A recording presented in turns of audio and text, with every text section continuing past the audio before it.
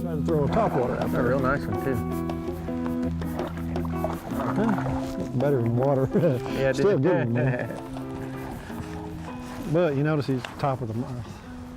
Not quite, but he swatted at it. That's all I wanted.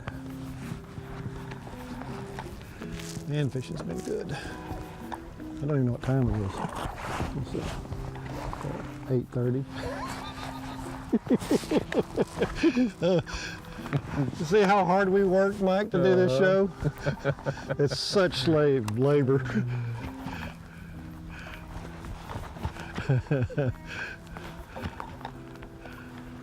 It's been my experience too. I don't know about yours, Mike, but when it's raining real hard, I don't get very many bites on like a pawpaw. Buzz bait's it, right? Right, exactly. But it's calmed down rain-wise, and so I'll throw this type of bait. Now, it seems to do better for me, anyway. I agree too. Raining hard, the only top water that works for me is a buzz.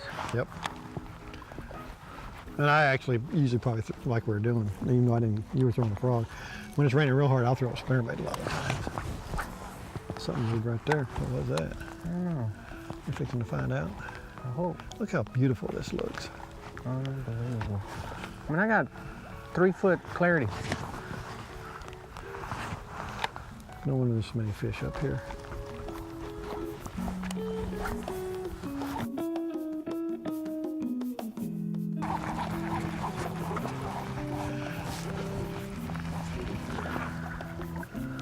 And when you get this in, I want you to throw out there and kind of explain how you're swimming that jig, because I don't do it that often, and I know you do. And so you can kind of explain it to me and the viewers how you swim a jig. I'm just throwing a little swim jig. This happens to be a Strike Works. I like the profile of it.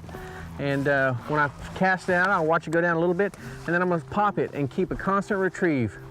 Pop it, and I'm keeping it on the surface right now so you can see it, but imagine that just a couple feet down. And you run it about 2 feet down on the surface? Just depends on what we're fishing, you know. If we're fishing deeper structure, I don't have a problem throwing it to deeper and let it sink and popping it through that too. But you're not traditionally jig fishing it, shaking it and letting it go to the bottom or nothing. Right. I like keeping it moving, and just another something that's different. Oh! It's a good blow up. I watched him hit it. It's a good one right there. Oh yeah, that's a good one. Look at that. I saw him swirl at it. I just kept working it. Come on, baby. Hope there ain't no stumps down there.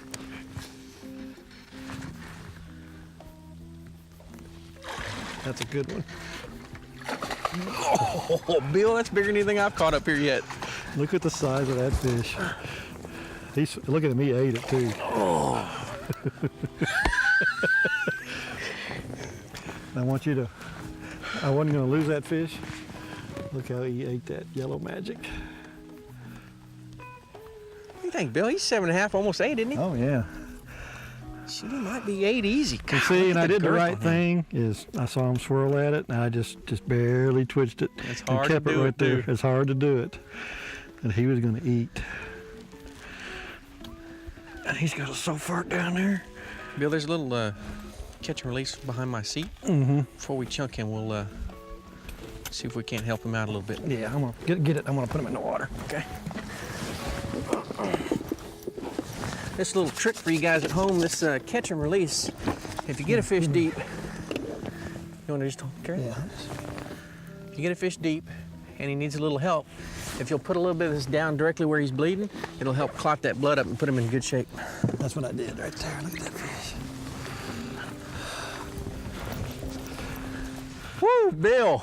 I like to hold him up to the camera longer, but I wanted him to get back in the water. That's not a bad way to finish up that show, isn't it? Yeah, just y'all come up here to Ray Hubbard and get your little John boat with a hydraulic jack plate on it and get a real long running start to get in here. But we're gonna come up with a pro tip, and we'll go back to the ramp and get the map and show you where we caught our fish. But man, Mike, thanks a lot. Good Anytime time. you call, I'm ready. We'll see y'all later. Honey Hole, all outdoors.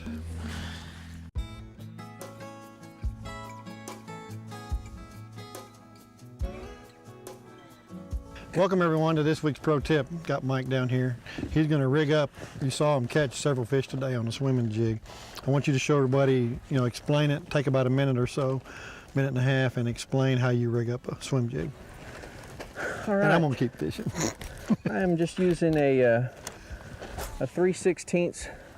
It's a Strike Works, but what's common about swim jigs is the eye is, I don't know if you want to call that horizontal or vertical. It's vertical as it swims in the water, and some jigs that hook tie will be horizontal. So the characteristic of a swim jig is the vertical eye. And what you have to do with all jigs is you have to come spread out the weed guard, and then go ahead and trim it. So you see where my hook, the line of my hook is going to penetrate that weed guard right there. I'm going to come up right above that, about 1/8 of an inch, and I'm going to trim that weed guard right there. And you see I've got about, I don't know, let's say there's 20 bristles in there. I'm just fishing Eladia. It's like hydrilla, so I'm gonna clip off about 5 of those bristles down here at the base. I don't need that many. If I'm fishing just hardwood, then the more the better, but I'm gonna trim that down a little bit. And this one is a white one. They are eating shad. We're in the river, they're eating shad in the river. And I'm gonna trim the skirt right below the hook. Then I'm gonna take a sassy shad, and I'm gonna thread that up.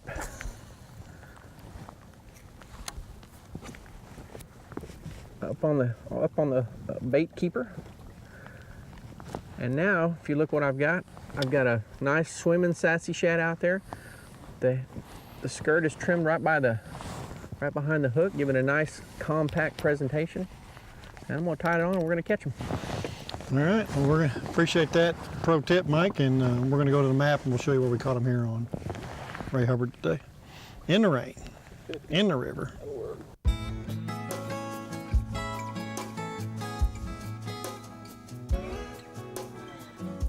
All right, here's our map of Ray Hubbard and dam down here.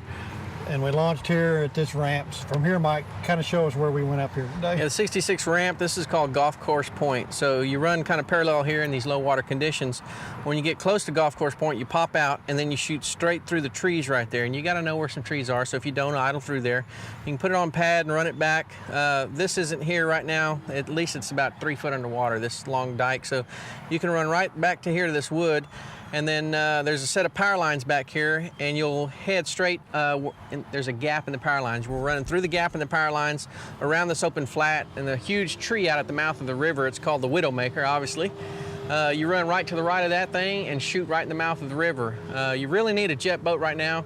The boat I'm in, I've got a hydraulic jack plate and I can get that prop way out, but we barely got in there. Yeah, we rubbed on the way in and out. But the creek right here, and there's Pilot Creek, where we call the Y or whatever. Yeah, absolutely Y's right there. And then we went way up there in the creek. But you saw where we caught them today. I appreciate y'all watching Hunting on All Outdoors. Thanks, Bill. Just use the same one from